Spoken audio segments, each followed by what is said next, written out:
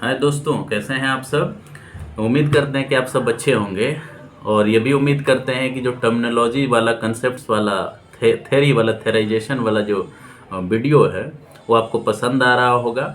आप हमारे चैनल के प्लेलिस्ट में जाएंगे तो बहुत सारे टर्मिनोलॉजी पर हमने वीडियो बना रखा है, उसको आप देखिए, समझिए।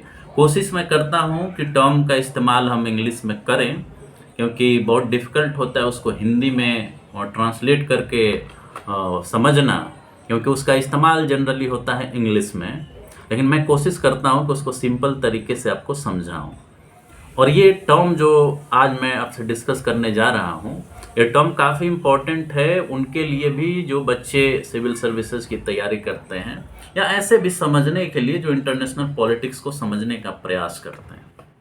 एक टर्मिनोलॉजी बार बार इंटरनेशनल पॉलिटिक्स के एक्सपर्ट यूज करते हैं, और ख़ास करके जब चाइना की हम बात करते हैं,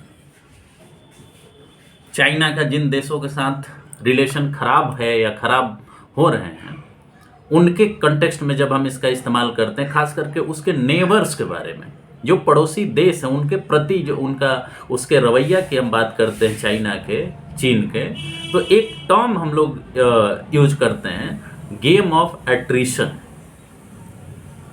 एक फ्रेज है, गेम ऑफ एट्रिशन एक फ्रेज है जो काफ़ी अहम है चाइना के फॉरेन पॉलिसी को समझने के लिए।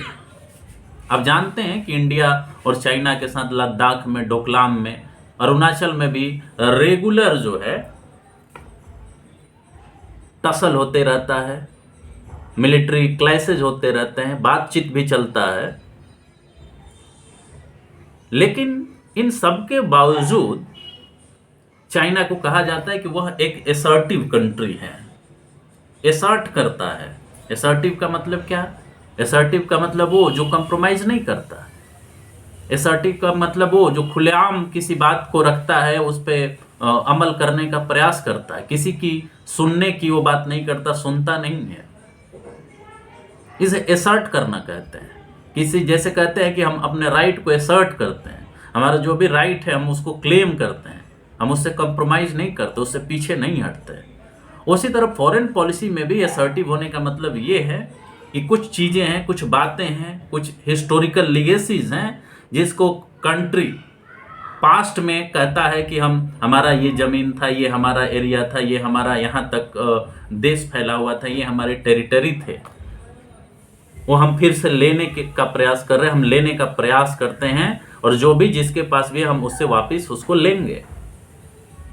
एसर्ट करना, क्लेम करना, स्ट्रांगली, फोर्सफुली क्लेम करना कि ये हमारा है और हम इसे वापस लेंगे। एक मजबूत कंट्री जब बनता है या बनने के प्रोसेस में होता है, इवॉल्व जब होते रहता है, तो बहुत सारे चीज़ों पर एसर्ट करता है कि इस पर हमारा राइट है। जैसे साउथ चाइना सी, तो साउथ चाइना सी में डिबेट चल रहा है, उस पर डिस्प्यूट चल रहा है, लेकिन चाइना क्लेम करता है कि ये हमारा है, एसर्ट करता है कि ये हमारा है। तो जो एसर्टिव होता है वो अपने बातों को बड़े स्ट्रॉन्ग तरीके से रखता है, उसको लागू करने का वो फोर्स से या पीसफुल तरीके से कोशिश करता है। भले दूसरा क्या सोच रहा है, दूसरे का क्या नुकसान होगा, इसको वो ज़्यादा नहीं सोचता, वो अपने राइट को ज़्यादा सोचता है, दूसरे के क्लेम को, दूसरे के राइट को बहुत ज़्यादा वैल्यू नहीं देता, ज़्यादा उसको कंसिडर नहीं करता। ऐसे लोग या ऐसे कंट्रीज एसर्टिव कंट्रीज कहलाती हैं। इसी प्रोसेस में आप जानते हैं कि चाइना कुछ समय तक या कुछ सालों तक उपनिवेशवाद का भी शिकार रहा। उपनिवेशवाद के खिलाफ आप जानते हैं, फर्स्ट अफीम वार, सेकेंड अफीम वार, ऐसे बहुत सारी चीज़ें आप जानते हैं। आप ये भी जानते हैं कि 1949 में वहाँ कम्युनिस्ट सरकार बनी। उससे पहले नेशनलिस्ट गवर्नमेंट हुआ करती थी, सन्यात सेन और चियांग काई शेक के नेतृत्व में। बाद में माओ ने सत्ता संभाली। और सत्ता संभालने के पहले अगर हम बात करें तो चाइना का एक बड़ा ही राजशाही का इतिहास रहा है, उसके साम्राज्य का इतिहास रहा है, और उसको आज का जो चाइना है उसे क्लेम करता है, उसको एसर्ट करता है कि हमारी यहाँ तक सीमाएं थी, हमारा यहाँ तक एरिया ऑफ इन्फ्लुएंस था, हमें वहाँ तक अपना साम्राज्य या अभी कहें कि अभी का राज डेवलप करना है, वहाँ तक हमें अपना इन्फ्लुएंस बढ़ाना है। और आज जानते हैं कि चाइना एक बहुत बड़ा पावरफुल, आप कहें कि वैश्विक पावर बन चुका है यूनाइटेड स्टेट्स ऑफ अमेरिका के बाद। वहाँ कम्युनिस्ट पार्टी ऑफ चाइना की सरकार है, शी जिनपिंग वहाँ के प्रेसिडेंट हैं। चाइना एक असर्टिव इकोनॉमिक पावर बन चुका है। आज अमेरिका को ये कहना पड़ता है कि चाइना जो है, जो कोल्ड वॉर हो रहा था, जिस समय यूएसएसआर था, कोल्ड वॉर से भी ज़्यादा खतरा हमें चाइना से है, कोल्ड वॉर के फेज से भी ज़्यादा खतरा हमें चाइना से है। ये इसलिए कहना पड़ रहा है क्योंकि आज China United states of America को पीछे छोड़ने के प्रयास में लगा हुआ है। Military power, economic power, population के टर्म में आप देखें, एरिया के टर्म में अगर देखें, यूनाइटेड नेशंस में उसके मेंबरशिप के कंटेक्स्ट में आप देखें, तो वह एक सुपर पावर की बनने की तरफ अग्रसर है। और जो वो पुराने टेरिटोरी को क्लेम करता है, उसमें एक और टर्मिनोलॉजी इस्तेमाल होता है, सेंचुरी ऑफ डिस्क्रिमिनेशन। जो पिछले 100 सालों 150 सालों में जो उसके साथ डिस्क्रिमिनेशन हुआ है, उस डिस्क्रिमिनेशन को वह बदलने का, उसके लिए जस्टिस क्लेम करने की बात चाइना करता है। और उस केस में एक स्ट्रेटजी फॉलो करता है चाइना, जिसको हम गेम ऑफ एट्रिशन कहते हैं। वो अपना जो विस्तारवाद की नीति है, या आप कहें एरिया ऑफ इन्फ्लुएंस को बढ़ाने की नीति है, साम्राज्यवाद नए तरीके से, हम नहीं पुराने साम्राज्यवाद की बात नहीं कर रहे हैं, आज उसको एरिया ऑफ इन्फ्लुएंस कहते हैं, उसे सॉफ्ट पावर भी कहते हैं। इकोनॉमिक डेवलपमेंट, इकोनॉमिक स्फीयर को बढ़ाना, इकोनॉमिक इन्फ्लुएंस को बढ़ाना, आप कह सकते हैं साम्राज्यवाद का, उपनिवेशवाद का एक नया रीपैकेजिंग है। तो जो पुराने टेरिटरी हैं, जिस पे चाइना क्लेम करता है कि हमारा जो पुराना देश था, सेंचुरी ऑफ डिस्क्रिमिनेशन जो हमारा हुआ है, उसको हम क्लेम करेंगे। जैसे साउथ चाइना सी में क्लेम करता है, ईस्ट चाइना सी में क्लेम करता है, इंडिया के बॉर्डर एरिया में तिब्बत पर जो इसका क्लेम है, जो एसर्शन है कि ये हमारा है, अरुणाचल प्रदेश के ऊपर जो चाइना का क्लेम है, उस क्लेम को बनाए रखने के लिए वो मिलिट्री का सहारा लेता है चाइना। वहां पर धीरे धीरे मिलिट्री के द्वारा वहां पहुंचता है, दूसरे देशों के आर्मी से और मिलिट्री से क्लैश होता है, क्लैश किया जाता है। ये गेम ऑफ एट्रिशन यही है कि दो देशों के आर्मी के बीच एक क्लैश, एक डिस्प्यूट क्रिएट किया जाए।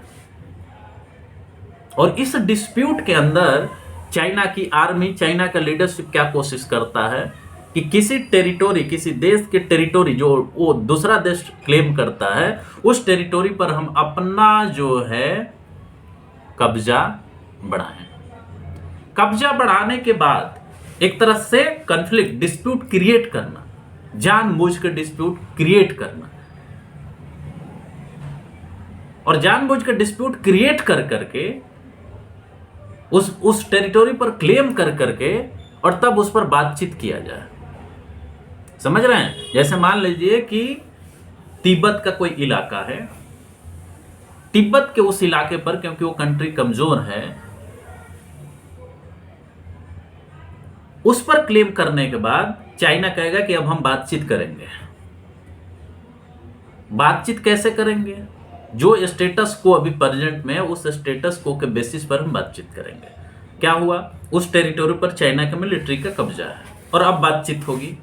तो बातचीत होगी तो कोशिश ये, मतलब एक क्लैश क्रिएट पहले किया, जो चीजें पहले से सेटल्ड थी उसको अनसेटल्ड किया, उस पर वो क्लेम करेगा और बोलेगा कि अब हम बातचीत करें।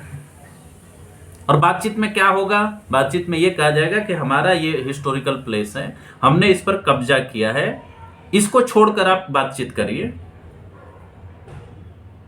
और इस तरह से ये एक तरीका है चाइना के लीडरशिप का, चाइना के फॉरेन पॉलिसी का एक बहुत इंपॉर्टेंट इंस्ट्रूमेंट है कि इस तरह से गेम ऑफ एट्रिशन प्रिपेयर करके, शांति को डिस्टर्ब करके, जो पीस होता है उसको डिस्टर्ब करके, जो चीजें लगभग मानी जाती हैं कि सेटल्ड हैं उनको अनसेटल्ड करके एक नया डिस्प्यूट क्रिएट किया जाता है। और उस डिस्प्यूट के माध्यम से नए जो जगह है, नए जगह मतलब वैसी जगहें जो अभी तक चाइना के टेरिटोरी में नहीं मानी जाती हैं, उस पर क्लेम करना और उस क्लेम के माध्यम से अपना इकोनॉमिक इन्फ्लुएंस बढ़ाना, अपना मिलिट्री इन्फ्लुएंस बढ़ाना, अपना पॉलिटिकल इन्फ्लुएंस बढ़ाना, अपना कल्चरल इन्फ्लुएंस बढ़ाना। एट्रिशन का मतलब आप समझ रहे हैं ना? एट्रिशन का मतलब ये हुआ कि दो पक्षों के बीच एक तरह की झड़प, एक तरह का क्लैश, इसको चाइना गेम की तरह इस्तेमाल करता है। वो इनिशिएट करता है इस गेम को, जो चीजें सेटल्ड है उसको अनसेटल्ड करके, जो जिस चीजों पर, जिन टेरिटोरी पर कोई क्लेम किसी का नहीं है उस पर फिर से वो क्लेम करता है कि साउथ चाइना सी हमारा है, यहां तक हमारा है। एक पर्टिकुलर जो सी लाइन है उस लाइन से बियॉन्ड वो क्लेम करेगा। तो इससे क्या होगा? इससे जो ऑलरेडी जो कंट्रीज हैं वहां एग्जिस्ट कर रही हैं उनके सॉवरेनिटी पर खतरा मंडराने लगेगा, उनके बॉर्डर एरिया पर, उनके टेरिटोरियल जो लिमिट है उस पर खतरा मंडराने लगेगा। तो एक इकोनॉमिक पावर होने के नाते, एक पॉलिटिकल पावर होने के नाते इसको चाइना का लीडरशिप इस्तेमाल करता है अपने एरिया को एक्सपेंड करने में, अपने इन्फ्लुएंस को एक्सपेंड करने में। हम ये बात करने का प्रयास कर रहे हैं क्योंकि एरिया ही केवल अब मायने नहीं रखता, मायने रखता है आपका सॉफ्ट पावर भी, मायने रखता है आपका कल्चरल इन्फ्लुएंस भी। लेकिन ये सारी चीजें जो गेम ऑफ एट्रिशन के अंदर आती हैं वो मोस्टली बॉर्डर एरिया पर कंसंट्रेट करती हैं, जो उसके साथ जुड़े हुए, उसके सीमा से, चाइना के सीमा से जुड़े हुए हैं उनके साथ। लेकिन आपको ये भी समझना है, ये समझते हुए, ये पार्टिकुलरली चाइना के कंटेक्स्ट में इस्तेमाल होता है, लेकिन ऐसा नहीं है कि केवल चाइना इसका इस्तेमाल करता है, अमेरिका भी इसका इस्तेमाल करता है, अमेरिका भी इसका इस्तेमाल करता है, दूसरे जगहों पर भी, दूसरे कंट्रीज भी एसर्ट करती हैं, नए नए क्षेत्रों के ऊपर, नए नए जगहों के ऊपर, नए नए जो आप कहें कि समुद्र का एरिया है उसके ऊपर कि ये हमारा है। तो जो गेम ऑफ एट्रिशन है, ये ध्यान दीजिएगा कि कुछ चीजें जो हिस्टोरिकली माना जाता है कि ये हिस्टोरिकली गलत हुआ, उसको क्लेम करने का, उस पर दावा करने का, उसको एसर्ट करने का एक गेम प्लान होता है, एक डिस्प्यूट क्रिएट करके, एक क्लैश क्रिएट करके, और अपना एरिया ऑफ इन्फ्लुएंस बढ़ाने का प्रयास इसके माध्यम से किया जाता है। जब लगता है कि कोई कंट्री या कोई कंट्री अगर ये सोचता है कि हमारे इन्फ्लुएंस को, हमारे एक्सपेंशन को, हमारे टेरिटरी को किसी दूसरे टेरिटरी से, किसी दूसरे देश से खतरा है, या हम उसकी वजह से हमारा इन्फ्लुएंस नहीं बढ़ पा रहा है, उसकी वजह से हमारा इन्फ्लुएंस दूसरे लोगों के, दूसरे कंट्रीज के बीच नहीं हो पा रहा है, हमारा इकोनॉमिक ग्रोथ उसकी वजह से नहीं हो पा रहा है, वो हमारे लिए खतरा बन रहा है एक पावर बनने में, तो ये गेम ऑफ एट्रिशन कंट्री के द्वारा खेला जाता है। और खास करके उसके द्वारा ज़्यादा खेला जाता है जिसके पास मिलिट्री पावर है, इकोनॉमिक पावर है, पॉलिटिकल पावर है, कल्चरल इन्फ्लुएंस है, सॉफ्ट पावर है, उसके द्वारा ये किया जाता है मिलिट्री के माध्यम से, खास करके मिलिट्री के माध्यम से, ताकि हम नए टेरिटोरी पर क्लेम कर सकें। नए टेरिटोरी पर क्लेम करने से, जैसे फॉर एग्जांपल आप ले लीजिए चाइना का, साउथ चाइना सी पर वो क्लेम करता है। एक बार साउथ चाइना सी उसके कंट्रोल में आ गया तो इजीली इंडो पैसिफिक रीजन में उसका इन्फ्लुएंस बढ़ जाएगा, सी रूट पर उसका कंट्रोल बढ़ जाएगा। इसी तरह ईस्ट चाइना सी में है, जो लद्दाख में क्लेम करता है इंडिया के खिलाफ चाइना, अगर वहां पर उसका ये गेम प्लान सक्सेसफुल हो जाता है तो इजीली लद्दाख के एरिया पर कंट्रोल करके अपना जो बेल्ट एंड रोड इनिशिएटिव है चाइना का, वो सक्सेसफुली रन कर सकता है। तो इसके पीछे कुछ ना कुछ वजह होती है, अपने एरिया ऑफ इन्फ्लुएंस को बढ़ाना, इकोनॉमिक ग्रोथ, इकोनॉमिक आपका ऐसा कि इंपीरियलिज्म को बढ़ाना, इसका पर्पज होता है। तो दोस्तों, उम्मीद करता हूँ कि ये जो टर्म है, जो टर्म एक नया टर्म है, foreign policy, foreign politics, international politics का टर्म है, गेम ऑफ एट्रिशन, ये आपको समझने में मदद मिली होगी। और उम्मीद करता हूँ कि इसका इस्तेमाल जो है आप Indo China relation, Sino US relation को समझने में, चाहे जो भी इंटरनेशनल पॉलिटिक्स अभी इवॉल्व हो रही है उसको समझने में आप इसका इस्तेमाल करेंगे और समझेंगे कि इसका मतलब क्या है। चाइना अगर कोई क्लेम कर रहा है तो क्यों कर रहा है, उसके पीछे का इंटेंशन क्या है। हिस्टोरिकल डिस्क्रिमिनेशन की जो बात वो करता है, सेंचुरी ऑफ डिस्क्रिमिनेशन की जो बात करता है, उसको रिक्लेम करने की जो बात करता है, एसर्ट करने की जो बात करता है, वो इस स्ट्रेटजी के माध्यम से करता है। ऐसा करने के पीछे कारण क्या है, उसको समझने में आपको इस टर्मिनोलॉजी से मदद मिलेगी।